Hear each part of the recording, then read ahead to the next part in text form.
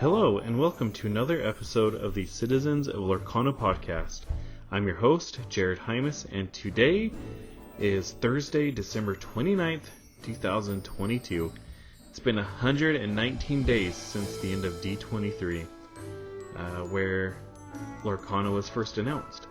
And today, I have some exciting news. I finally have a co-host, and I'm excited for you all to meet him. So without further ado, let's jump into the episode. Hey everyone, welcome, and today is a special day. Today is the day I introduce my co-host. That's right, the search is over, and joining me on today's podcast is none other than James Riley, or as we like to call him in the Discord, Dan Regal. Hey James, how's it going? Hey there, Jared, how you doing? I'm actually really good. That's awesome. I'm excited. We've chatted a little bit in private messages talking about getting this set up, and we've talked a little bit on the phone, and I'm excited to actually make this happen. Yeah, me too. I mean, I'm just like, I was itching to talk about Lorcana, so this is great. I'm glad that you agreed to let me come on here and see how it goes. Absolutely. And I mean, that's kind of how we met. That's what I first wanted to talk about. Was we were both on the Lorcana HQ Discord server. And for people who listen to this in the backlog and people who join this game after it releases, they don't understand what the time was like between the time it was announced and November, December. There was a long dry spell where there was just a whole lot of nothing. And there's just a handful of us that were there every single day. And so I can't say there's any one thing that you said or did or posted, but you were just there every day, furthering that conversation. And when I look back on that time, I'm like, man, these people, it's like we went through a war together.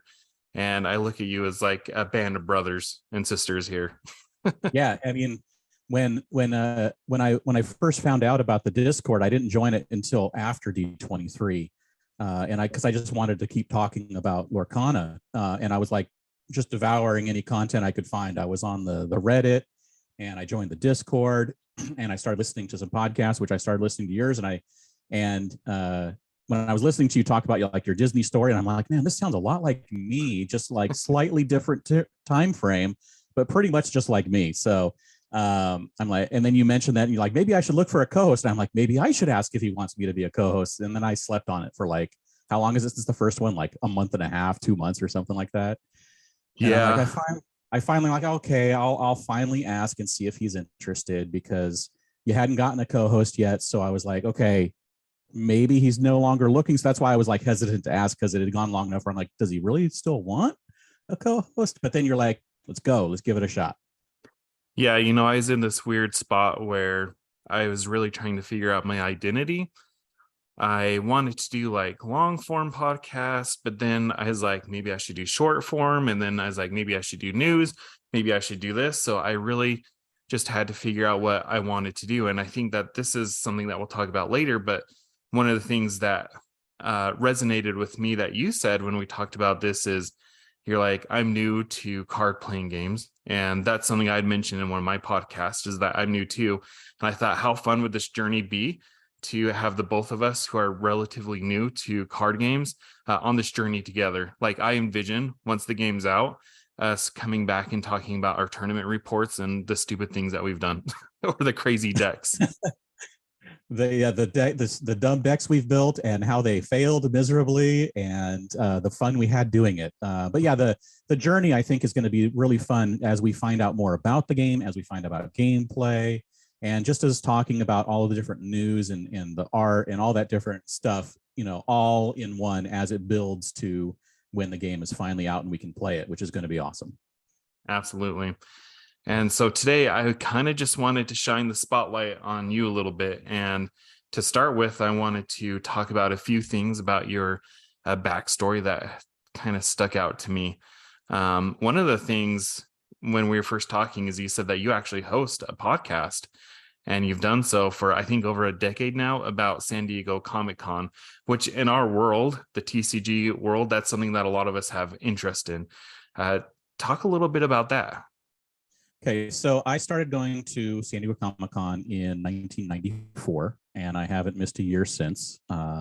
So in around 2011, someone had started a blog called SDCC Blog. It was the San Diego Comic-Con unofficial blog. And one of the guys who came in after the guy founded it, another guy came in and he's like, hey, I want to start writing stuff. And then he asked me to write a few things. And then in 2011, he's like, hey, I want to start a podcast. You want to come in and be the co-host with me and just come on and talk since you've been for so many years. And I'm like, yeah, sure, why not? And that started in 2011 as the SD Concast. And we've been doing it every season leading up to Comic-Con since. And it's been through, different people. And basically, I've been like the only one who's been there since 2011. So it's been fun. So now I'm basically the co-host with the blog owner, Carrie. And every year we do a few podcasts besides just Comic-Con themed, like we do WonderCon, which is owned by Comic-Con. But for the 10 weeks leading up to con, we do a live weekly YouTube/podcast show where we talk about all the news for the week. We interview special guests, and it's a great time. And we just get to share our knowledge and help attendees manage San Diego Comic-Con, which is, as you say, like most people say, it's like nerd mecca, and it's like where everybody wants to go, and tickets are impossible to get. And we just help people manage it and figure out ways to where they can get done what they want to get done, because it is such a beast that you can't just go and do it. You have to plan. Planning is like the number one thing people do for Comic-Con. Amen. I mean, I think planning allows you to maximize your time there. So you've been doing this for 11 years. And number one, you do a live show, which I cannot imagine doing. That would be so scary. But over those 11 years, I'm just curious to know, what is like a highlight? Well, there's been many, but I think for the podcast, I think one of the highlights is we've actually had, I guess you could call him a Disney prince, Zachary Levi. We've had him on the podcast a couple of times.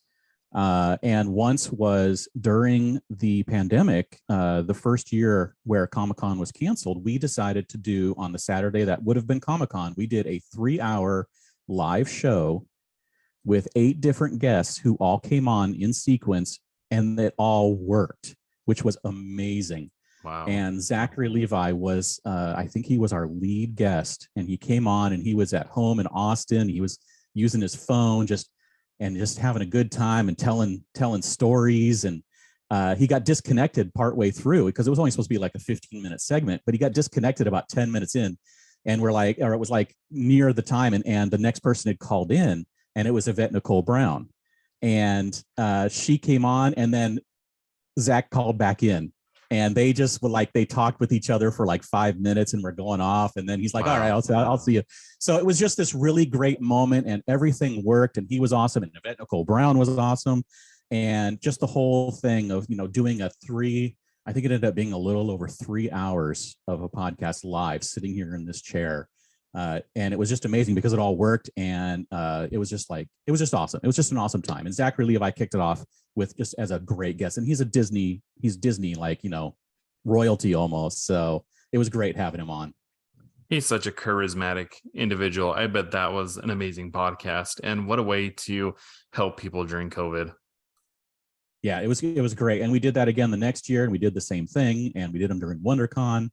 It was definitely a lot of work, but and as you say, doing it live is a bit stressful. Seeing, up in the corner, you can see the number of viewers, and anything over like 3, and I'm like, I don't even want to know how many are watching right now. That's hilarious. So that's an awesome thing that you've done. The second thing I wanted to shine a light on your past was your Disney journey. You alluded to this when we were talking a little bit earlier. You're like, man, I was listening to my Disney journey, and that's kind of how yours went as well. So tell us a little bit about that. Yeah, so I was in the same situation where we didn't have a lot of money growing up, but we managed to get down to our local twoplex to see movies. And Disney movies, of course, were the number one thing to go see when I was younger. So, I remember seeing Pete's Dragon and the Aristocats in the theaters, and even 101 Dalmatians on one of its re-releases. And one of the, getting into the live action, one of the first movies I remember, even though it's apparently I've watched it again about a decade ago, and it's not that great of a movie. But Condor Man, Yeah, what is which Condor Man? I saw that in the notes and I've never heard of it. it's a Disney movie. They wanted to get in on the spy game because James Bond and all that was really big in the late 70s, early 80s. And they made this and they made this one where this comic book writer artist decided to he's like his roommate was a CIA guy and he wanted him just to deliver a letter to because he was visiting another country. And so he went to deliver the letter and ended up in this whole thing where it was this big adventure and got to become the Condor Man, which was his comic character that the CIA built him all of this stuff. And it was like great. I mean, it was expected Disney crazy, and it's not a great movie, but as a 10-year-old kid, it was amazing. And I just remember that from when I was a child of just how cool that was. The guy was like, being able to just like have a laser gun and a super fast car and a winged suit and just like it was pretty crazy. But I just remember all that. And then Sunday nights, Wonderful World of Disney, when Michael Eisner was hosting it, I remember watching that every week and just catching up on all the old Disney movies and cartoons and shows. And I mean, just, from, when I can remember, I've been watching Disney stuff. And, Tron is, I remember seeing that in theaters, and that's one of my dad's favorite movies. He even has like an actual like movie poster from, double-sided movie poster from back in the day. One thing we actually did, since we lived in San Diego for most of my life, we actually did manage to go to Disneyland somewhat, a few times, not often, but every few years. And I remember one weekend in the morning, my parents got me and my two brothers, we got us up super early, and they're like, we're going to take you to breakfast. And we're like, ugh, it's like 6 a.m. Why are you waking us up this early for breakfast? And they're like, don't worry about it. So they tossed us in the back of the van. They're like, just, get dressed and then you can nap if you want. We'll be there in a few. And just so we're driving, we're playing in the back of the van, not paying attention because, I'm like 6 or 7 years old. My brother's a year and a half older and my younger brother's 2 years younger. And we're just playing. Doesn't matter, but after a while we're like, hey, why aren't we there yet? And they're like, we're almost there. Don't worry. And they stop. They open the door to let us out of the van, and we're in the Disneyland parking lot. And it was just like, what? They basically just tricked us, and we ended up at Disneyland and had an awesome Disney day. And that was back when they had, the tickets. So we like e-ticket, D-ticket rides, stuff. So, I mean, we just had an amazing day at Disneyland that we didn't even know we were going to have. So did you do like a character breakfast, or they just used the breakfast as a ruse? They were just using breakfast as a ruse to get us into the van to go on a trip. It's like, we're taking you to a fancy, a nice breakfast. So, and then of course, many years later, I hadn't been to Disneyland except for one or two times since, like grad night when I was in high school. And so in around 2010, when I was dating who would become my wife, we got annual passes. And we basically became Disneyland pass holders, even though we lived in San Diego at the time, since 2010 up until just this year, when we let them expire. Basically, just it was time. It's just gotten really expensive, and we'll go again someday. But I went again for my birthday, and it was still it's Disneyland. I mean, over the 10 years we've had, 12 years we had our passes. Every once in a while you would walk into Disneyland, and you would, as a pass holder, you go often, and especially when you live 6 miles away like I do.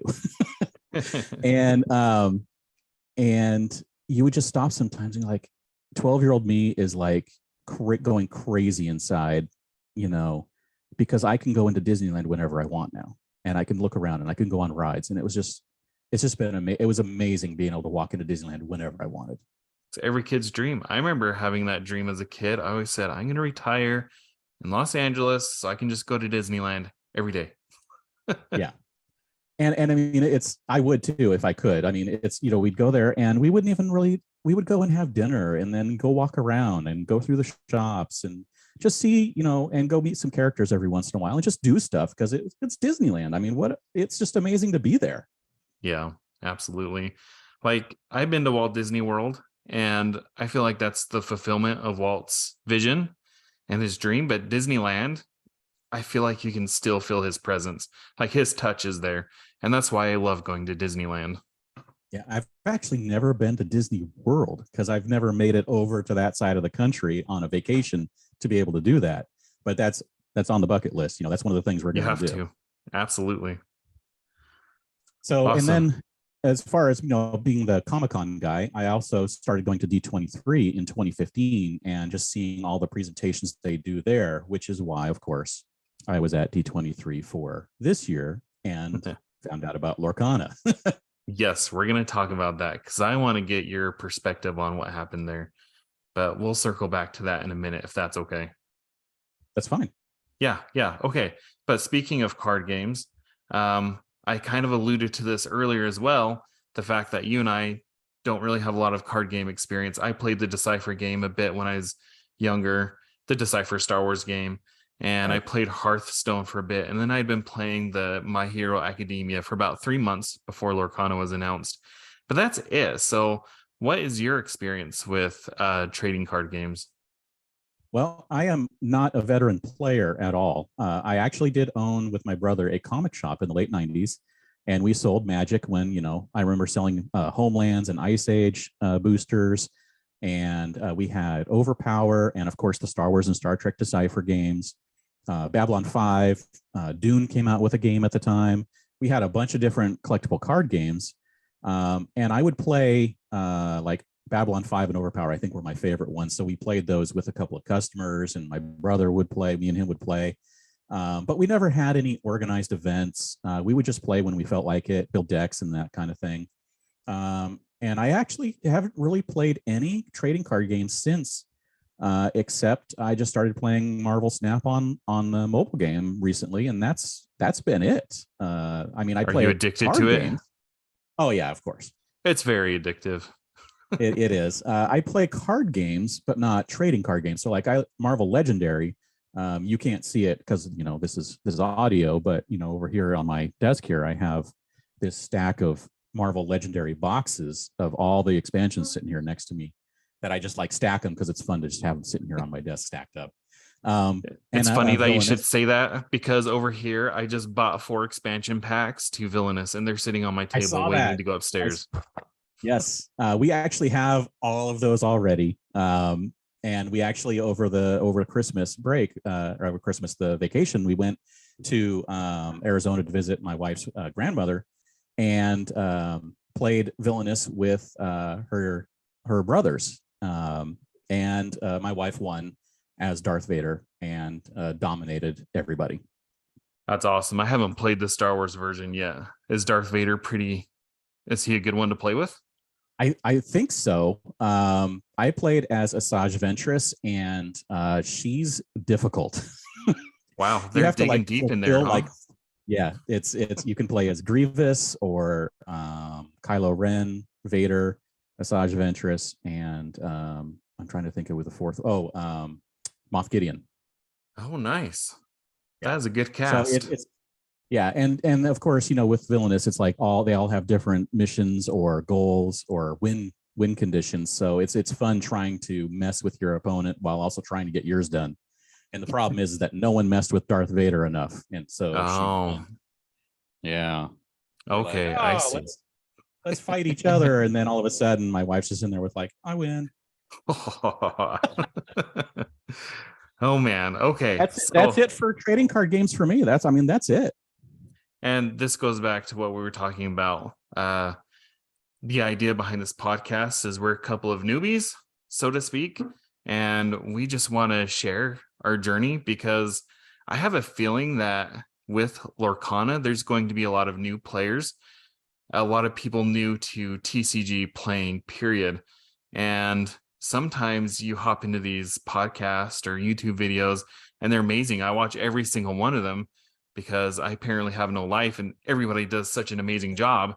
But I feel like there's going to be people out there who are just like us that I'm hoping this will be a soft landing spot for them to go on this journey with us. Yeah, I mean, I was listening to a bunch of those too, and all of the people that are veterans are using the TCG terms, the dictionary that you have to get Yeah, and I'm like, I was very happy a few of them did like, what do these things mean? Kind of early in the process. And I'm like, thank you for telling me, because I knew I could figure out like 25% of them, and then through context, you could figure out some of them. But then like a few of them, you're like, okay, you have to explain that to me. Even still in the chat, even though I'm in there all the time, somebody will occasionally say something in there, and I'm like, what is that? Yeah. I mean, the discussion today about like standard versus rotating versus eternal, I'm like, I think I know what those mean, but I'd have to go look it up again to refresh my memory, because I just don't have that, ingrained in me of what they are, because as a non TCG type person. And all the TCG veterans listening right now are going crazy, like, this is what it means. Okay, so let's talk about the current state of Lorcana. Today is December 29th, 2022.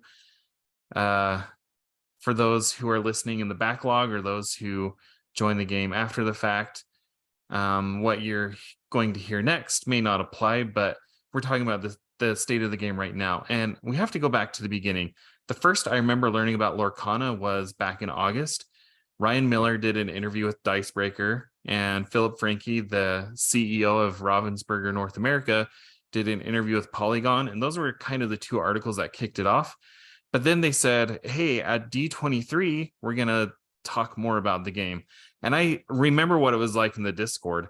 There was such a buzz in the Discord that at D23, we even had it pinned down. Like when you looked at the schedule, there's a Marvel, Disney, Star Wars game symposium or presentation where like that's where they're going to talk about it. They didn't talk about it, so that was a letdown. But you were there. What was it like on the ground level for you? Well, same as you, I heard about it in advance, but that's because I was in D23 prep mode, which I had learned prep mode from Comic-Con, and I was scouring the internet for D23 news, and I saw that pop up on, I think it was on the Reddit for D23 Expo, and I'm like, oh, I'm in on this. And so I basically kept an eye out for it. And so I have the quick version of the story is the night before D23, when press was allowed in and got to tour the booth, we still hadn't heard yet what like the price of the set was, if it was for sale, if they were giving stuff away, who knows what's going on. And I remember seeing a picture that one of the press took, because not many people actually posted about it, but I saw a picture, and it was a picture of like the set with the price, but only the 99 cents of the price. So like the 49 of the 49.99 was like not there. And I'm like, just show the whole price. Why did someone take a picture without the whole price so I could plan ahead? But we did find out. So that first day I got there like at open, even though it took forever to get in because D23, and I'm going to say it now, and you can fry me later about it, but logistics at D23 is basically the worst of any convention I've been to, because they only run a convention every 2 years, and it's the fan club running it. They don't run conventions. So there are some issues, but we'll leave that aside. So I got in like 40 minutes after open and got in line and got my 2 sets. And it was crazy. Just, there was like excitement with the people in line, talking to people and just being able to get them. And then, like walking around with them all day. I'm like, I have 2 Lorcana sets, and I had to go to all the other things we had on our schedule for the day.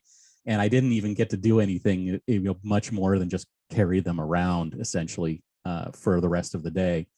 But then I'm like, okay, people are like, you look on eBay and you see what they're going for immediately. And so you're like, okay, if I want more, which I wanted more, how do you go and get more the next day knowing it's going to be more popular? So I got there the next day at like 7 a.m., like hopefully before they move things around where you couldn't get into the building early. I made it downstairs and into the meat locker of Hall E below the convention, and managed to get in. And it was a crazy rush to that line. And I got in line, like if you saw the video, it was like all the way down the wall from the booth to the back, to the like from near the back of the convention center to the front, where we came in. It was so long, and I got in line, and this is like my one of my favorite stories from the whole convention. I got in line and there was one of the Ravensburger's employees standing there, just kind of like shuffling people into the line, saying, "Yes, this is the line. Yes, this is the line." And the guy in front of me asked him a question about like something about the game, and he I think it was one of those non-committal answers. But I asked him. I noticed on his lanyard he had both of the pins, the Mickey pin and the purple Lorcana pin, just the logo.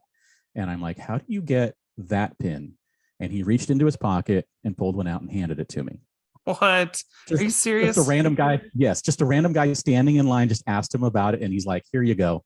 And I'm like, "Wow, thank you so much." And he's like, "Yeah, no problem." And then he walks away to do more line management or whatever.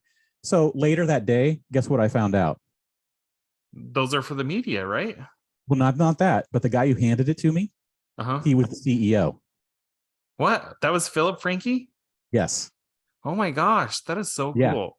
The CEO handed me a pin, just a random guy in line, and he was doing line management. Yeah, that is so crazy. He's just working the line. How cool. Yep. Yes. I got goosebumps hearing that.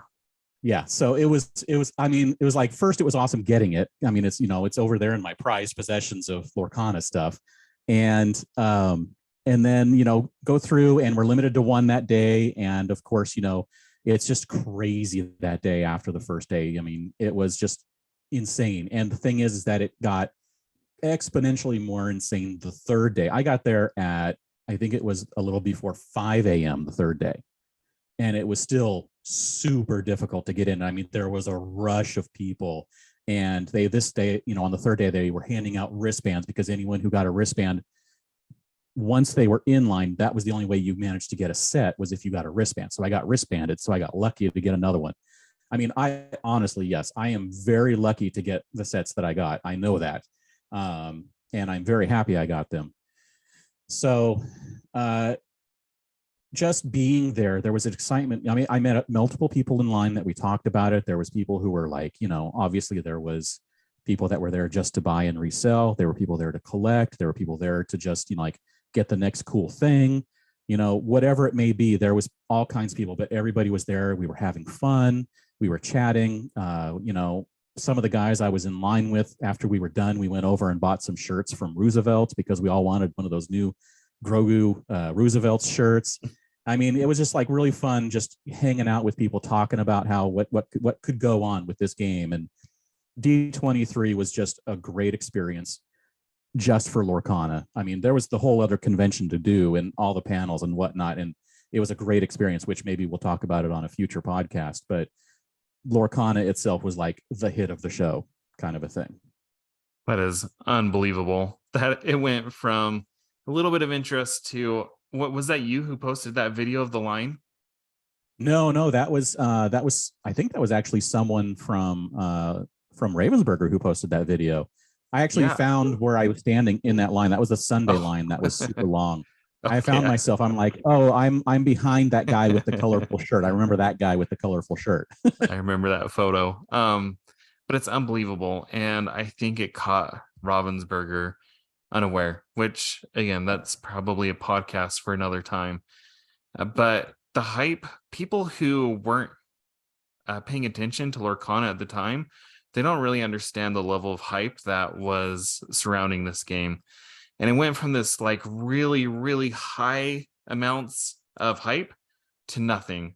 Like it went from high to about as low as you can go. And this is what I was talking about earlier in the Discord, where there was a group of us that would show up day in and day out and talk about it. But from September 11th, which is when D23 ended, until I'm a little fuzzy on the timeline, but let's say the end of November, when the Lorcana social started being active again, there was pretty much nothing. I mean, there wasn't nothing. They were at a Spiel game festival in Germany, right, where they had a luncheon where they revealed the names of the colors of the inks, but there was no press there. If it weren't for a guy on Twitter, shout out to Yellow Geek Bear, posting the pictures online, we would never have known about that. And then they had an appearance at the Lucca Comics and Game Festival in Italy, where an employee, Riccardo Fabiani, talked about how there would be pre-release events in August, and the game would be made available in October or September. somewhere around there. But other than that, it was like pretty much nothing. There was such a drought of information. Yeah, it was like every time this little bits of information like the inks came out, it was like on the Discord, it was like days of speculation and I know. what did the colors mean, and there was color theory posts and color theory podcasts, and I mean it was just every little bit of information was like just microscopically examined for whatever it could mean. And and it was fun trying to figure all of that out, but it's more fun getting things like new cards and the inks, the posts from the inks and all the different, and the social media being, the team behind it, just like actually interacting with people and talking to people and posting stuff. It's definitely a better experience when they're feeding the hype. Well, once that tripwire was set off, that allowed the person in Ravensburger to start, or that team to start interacting with the people on socials. It's been nothing but amazing. That's been one of the things I've been most pleased with, is how interactive they've been with the community and how they've interacted. They've like responded to memes that I've posted. They've responded to negative comments in really positive ways. I just think the person or the group of people behind the Lorcana social team has done an amazing job. Yes. And they've also replied many, many times to, well, you'll find out in spring 2023, or check back in 2023. And it is 2 days until 2023 as we're recording this. And I can't wait to see what the new year brings. This is true. I have my calendar marked for January 13th because it was on December 13th that somebody said, can we get an update on which conventions you'll be at? And they said, ask us in about a month. So you can be sure that on January 13th, I'm going to be posting any update. I'll probably have a screenshot of the tweet and be like, hey, it's been a month. Like, all right, let's go. You said a month. And then they'll be like, we said about a month. But then, do you remember when they released the Dragon? Is it Dragon's Fire, the new card? Dragon Fire, yeah. Yeah. Do you remember when they released that card? Yes. I think Medina, the one who started the Lorcana HQ Discord, he said there were over 100 people that joined the Discord that day. I mean, that didn't quite match the D23 buzz, but that was another time where things were just hopping. Yes. And then just the surprise Olaf, which Olaf is one of my favorite characters. So I was so happy to see that. But it was such a surprise, like to wake up the morning after Christmas and be like, there's a new card. They gave us a gift the day after Christmas. No teasers, just out of the blue. Boom, here's a new card. Yeah. Crazy. And of course, with their patented logo covering any important bits and little bits of smoke and whatever else they're doing to cover up things. Yeah. Well, my theory is they have been talking about that full gameplay will be revealed by spring of 2023. So that's not very long. Like, that's a 3-month period. Well, 3 to 6 months, I guess, depending on when you define spring. Now, if you have to combine that with the other tweet where they replied to someone who asked them, what do you consider spring? And they said spring is the second quarter, which is June, July, and August. So we can expect it, or whenever it was, April, May, June, right? Yeah. April, May, June. So it's going to be April, May, June. So everyone expecting it in March at a convention in March is probably not going to get it in March. But you never know. You never know. I'm know. holding out. I'm looking every day on the PAX East website for their vendor list. I'm looking every day to see if Ravensburger is on there, but they haven't released the vendor list yet. But that doesn't mean I don't check. Right. Got to check in order to find out. Yeah. I mean, as a Comic-Con veteran, refreshing websites and going to check on information and just looking for information is like a way of life for a Comic-Con goer. So I don't understand it completely. I'm like, yeah, that's old hat for those of us going to Comic-Con. You got to refresh. You got to have alerts set up, all kinds of stuff. I never realized how into something I could become. I was about to say obsessed, but that might sound negative. It's okay. But That's it's fine. true. I've become obsessed with Lorcana. I mean, I've tried to use Twitter in the past and I could never figure it out. I've told countless people, I don't know what the point of Twitter is. But since Lorcana has been released, I've been on there since September and I've already sent out, it was like 1.3 thousand tweets. It's Yeah. it's kind of sad. Yeah. I got on Twitter in, I think it was 2008, because of Felicia Day, and she was using it. And that's a whole other story about my previous convention life and all the things I've done at Comic-Con. But because of Felicia Day, who was in the guild, and she's guest starred in a bunch of stuff, and she does Geek and Sundry and all kinds of things. But she was on it, so me and a bunch of friends logged in and joined it as well. And I've been on Twitter ever since. So it's definitely a good thing for focused finding of information. Yeah, I agree. So New Year's, as you said, is 2 days away from us, and I wanted to do a little bit of some festivities here with some New Year's Eve predictions. Sorry, New Year's predictions. This is pure speculation, but I wanted to speculate about product, about gameplay, and about organized play, as far as how we see things going next year. So let's start with product, and I'll go first. This is my big speculation, and we talked about this to no end on Discord and Twitter. So anybody who's there, this isn't going to be anything new. But my prediction is that when the game is released, we're going to get, so it was revealed that you can have 2 inks per deck. There's 6 inks total. Think about the colors in Magic the Gathering, and you can combine 2 of those in your deck. So my prediction is there's going to be 3 starter decks with 2 colors each. And my other prediction is that there will be shelf space in the big box gaming stores dedicated to Lorcana. And I'm thinking, like in Target, how they have the Cards Against Humanity hanging there. I think that we'll see Lorcana cards hanging. It'll probably be in the Disney section, but maybe it'll be in the board game section. Those are my 2 predictions about product. I think those are both have a high chance of happening. One, the starter decks of 2 colors, because they want people to be able to buy a deck and to figure out how to play the game with the 2 colors that is limited right off the bat.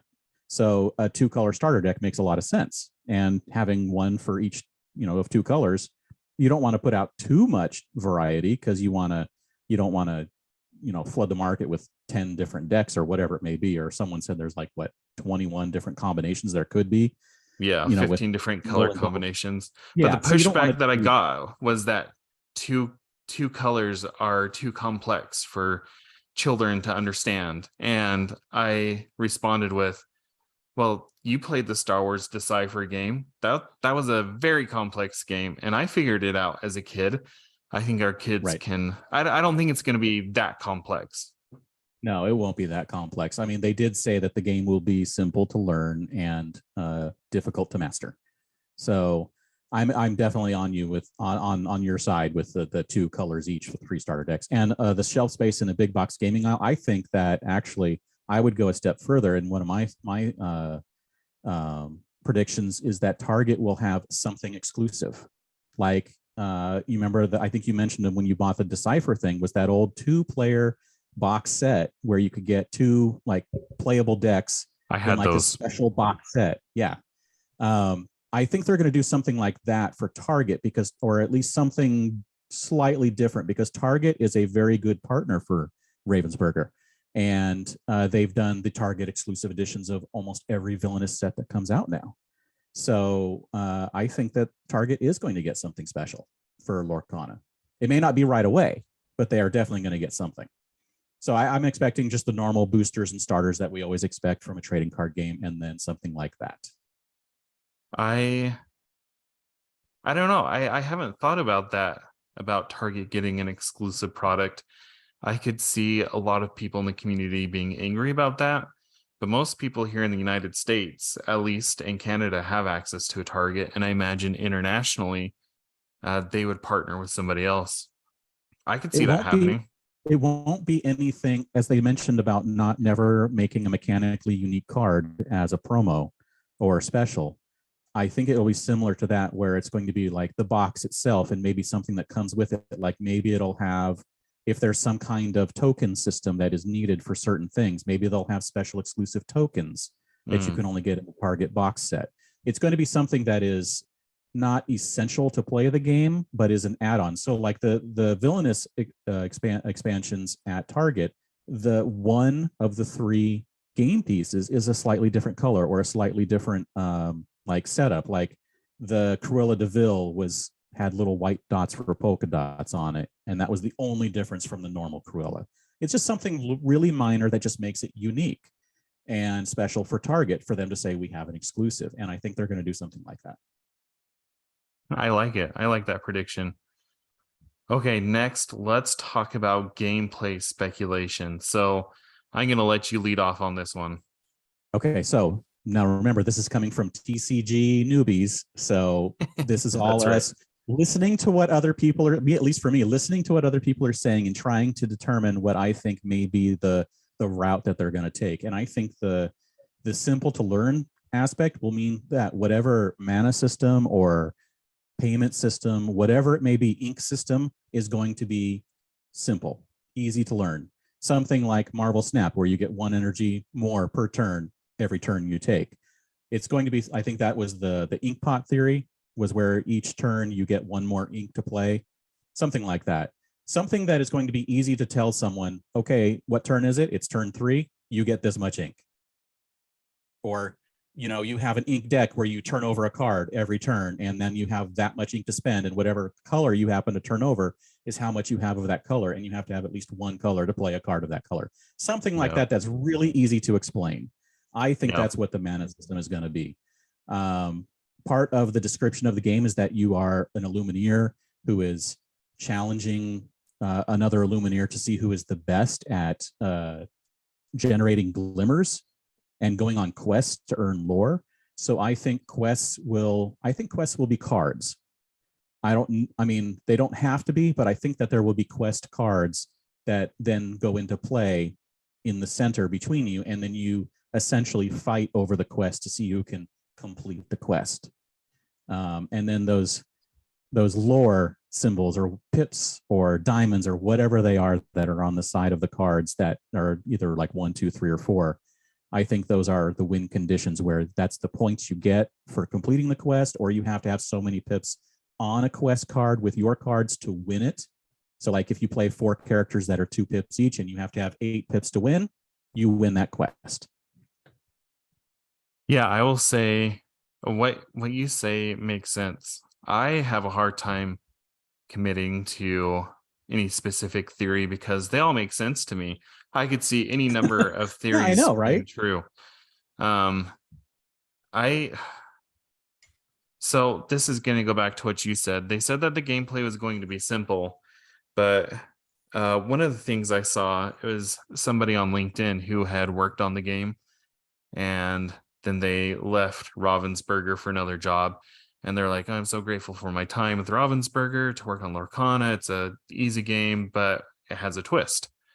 And I don't know why that's stayed with me, this idea of Lorcana having a twist. And I just think that this twist, I don't know what it's going to be, but I think it's going to be something unique that's not seen in the big 3 games. And it could be any number of things. Like it could be the quest cards like you're talking about.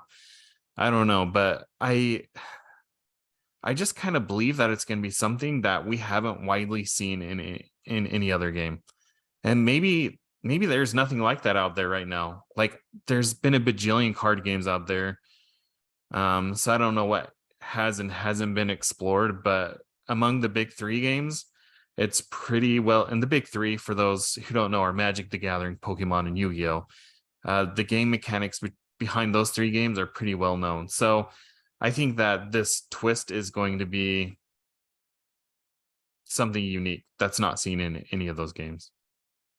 I hope so. I want something slightly different. Like that sounds like it would be fun to have something unique to this game, to where then people are like, okay, it's the next evolution of trading card games. Because after 30 years, trading card games are most people are like, well, you know what a trading card game is when you get a trading card game. It's, you have a mana system, you have cards that you need to put out and play, you need to activate them, and you need to beat your opponent. So Right. some way of making that, even if it's slightly unique, would be fun to have just something new to do and generate interest across the TCG spectrum, and get, instead of it's like, oh, it's just Disney, it's just Disney's Magic. We don't need to Yep. play that. We already have Magic, Agreed. So something fun. When the game was first announced, that's what so many people said. Oh, it's just Mickey the Gathering. Anyway, Which I will play, because obviously if I was at a comic store and we had Magic and sold Magic, you would think that I would, as a person who's likes games and is a super nerd, I would have played it, but I never got into Magic. I just never did. So having Disney, I mean, they asked me at the booth when I was buying one of the sets. I think it was actually Ryan Miller who asked me after I bought it, and he was, I think, signing one of my cards. He asked, he's like, what are you most looking forward to? And I said, playing a game with all of my favorite characters, and just being able to, and that's part of the aspect of it that really hooked me, is like, as a huge Disney fan, I get to play with all these Disney characters instead of random dragon, random cleric, random whatever. It's like, no, I get to play with Elsa and Robin Hood and Mickey, and all that stuff. Yep. That aspect alone is going to guarantee that people are going to buy the game. And if the game is halfway fun and easy to understand, people are going to be hooked. So yeah. And the other thing that's going to hook them is, I think, what we're going to talk about next. The organized play. Or organized play. A lot of, yes. I mean, coming into trading card games new, this is something that I've never done. So it'll be interesting to see. Right. I mean, so that's something I wanted to talk about, because you've never been to a competitive tournament. You played with your friends when Magic first came out. I, for about a 3-month period, went to every week. We had a local tournament for My Hero Academia. And then I went to a couple of regional events. I went to one in Pasadena, California, and I went to one in Dallas, Texas. And it was awesome. Like, the thing that I love about it is not only do you get to play the game, but I've made friends, and I've traveled, and my wife thinks I'm a huge nerd, but she likes traveling. Like, she's not going to say no to that. I mean, she hates that I'm playing a card game all weekend, but she's not angry about the fact that she gets to go to the beach. Right. Yes. Well, my wife is also a nerd, so she may not be playing the tournaments with me, but she will be there, especially if we're going to conventions, because she likes taking photos of panels and stuff. And so she will just go, if there's at a convention, she'll just go and do the convention stuff while I play the games. Yeah, that's the way to do it. So here's my prediction, or this is my hope. And I know that it probably won't come to pass in 2023, because the game doesn't release until the fall, and it's hard to set up an organized structure for whatever. But I would like to see the local tournaments, but I'd also like to see that progression where there's the regionals and state and national and worlds. I just like something about that hierarchy of competitiveness, and I fully acknowledge that it's likely I'll never reach the top echelons. Like, I've tried, like when Super Smash Bros. Came out, I was like, I'm going to try really hard to be good at this game. And I practiced and I watched YouTube videos and I did all this practice. And then I started playing against people and I just got destroyed. So maybe I don't have that edge, but I do enjoy going to these competitions. And if nothing else, at these worlds and nationals that happen in other games, they have side events for people like me who can still go and participate, be part of that zeitgeist. Right. Yes. That's just it, is going and being a part of a community event, which is what I hope is that they take, and since Ryan Miller has already said that that's very important to him is organized play. I think that what I'm hoping they do is they just take the best bits of organized play from the other major games the things that people really enjoy of those, and just kind of mash it all together to the Lorcana version. And that it's, where everyone from the tournament, from the local tournament all the way up, can feel welcome to be there, that they can participate in. And I'm sure that as a family game, that they're going to have some kind of aspect, even at the bigger tournaments, where they have some kind of family type version of that tournament where, kids can go and play. And they definitely need the different age groups like they do for Pokemon, so that kids Absolutely. can feel welcome, and not like, oh, look, I get to go up against this guy who's like mathed out every single card and knows like exactly what order to play every single card in to demolish you in 3.5 seconds, So Those guys are intimidating. So I just want to be able to go as someone who's not, a TCG veteran, and feel welcome at an event, which your story of how, when you went to the Decipher one, you did not feel welcome, but when you went to the My Hero Academia one, you did. And I just want that experience, the second experience. Same here. And I think it will be. If the community that's been established already is anything like the greater community, I'm really looking forward to it. Yeah. So with that, I want to transition into a little surprise. It's a game. You've played Jeopardy before, right? I have. Okay, so I have on my computer a Jeopardy board with five categories. That's the word I'm looking for. And for those of you who have never watched Jeopardy before, there's 5 different categories, and then there's 5 questions in each category. And the question reveals the answer, and the person who's answering has to give what the question would be. Did I get that right? Yes. Yeah. That is it. So this is Disney themed, and I'm going to quiz you on one category. So there'll be 5 questions. I'm just going to choose a random category here.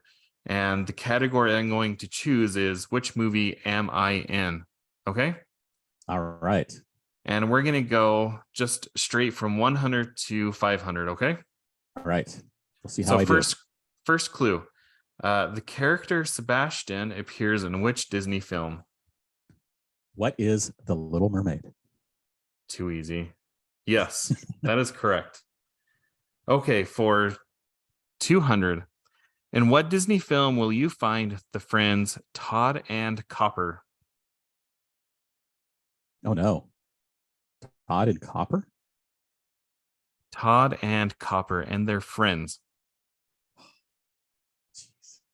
This is going to be sad if everyone else yelling at the screen right now, or yelling at their earphones. Why can't you get? I am drawing a complete blank. They're animals, and they're different species. What is the Fox and the Hound? Ding, ding, ding, ding. Nice. I haven't seen that since it came out, so that's probably why. Okay.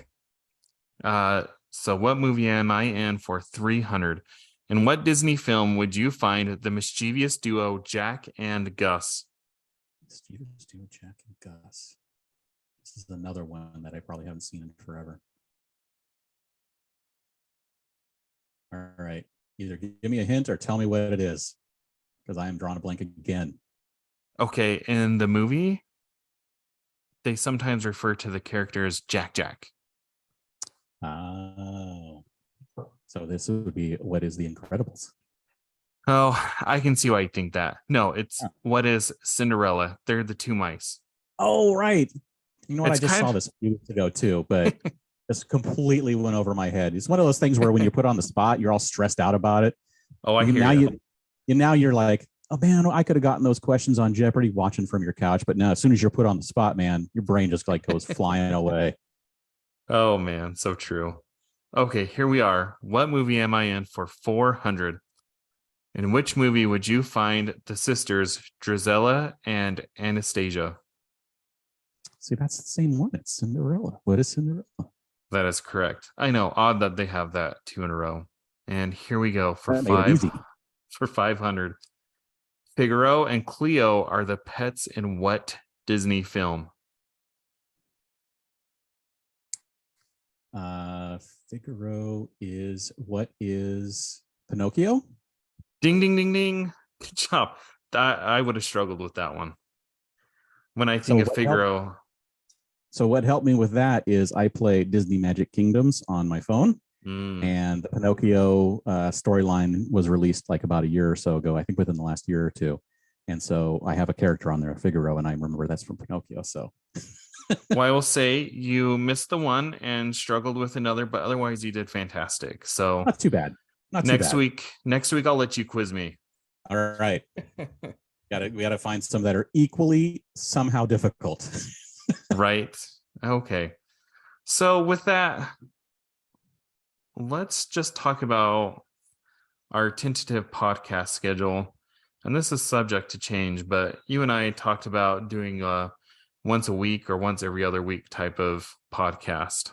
Yes. And I'm sure it will speed up as we get closer to release and there's more stuff to talk about. But I am on board for talking about this every week. And I mean, we'll go on lots of tangents with conventions and movies and shows and whatever else we want to talk about related to Lorcana, because I mean, it's as they've done with Lorcana, they've made it a world of where anything can happen and they can put anything into it. So just like that, we can make the podcast anything that we can put into it, right? That's right. So be on the lookout for that. Now that I have a co-host, I will plan on being more regular with putting out content. And I just wanted to end with a summary of the news that we have, which is not a lot. I would say the two pieces of news that we have are on Twitter. Lorcana said, we talked about this earlier, that within a month they would reveal which conventions they'll be at. And then they also said by spring, the full game mechanics will be revealed by spring of 2023. Is there anything that I missed? They sent their cards for proofing last week.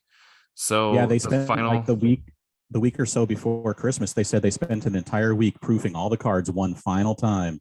So, I mean, everything's done, right? Everything's except for the printing. Done. Yep. And that's a subject for another day, but that's probably a good spot to end on there. Anything else you'd like to add? No, I'm just really glad to be here, and I'm looking forward to talking to you every week, hopefully, and going forward and playing games and seeing how it goes. Awesome. And if you as a listener liked what you heard, click like, subscribe, and follow me on Twitter at Citizens of Lorcana. If they want to follow you, do you have any social media presence, James? I am everywhere at Dan Regal.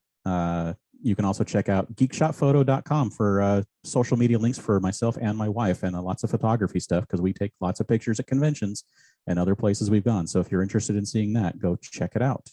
And with that, we'll see you next time. All right. Thank you all. This has been great.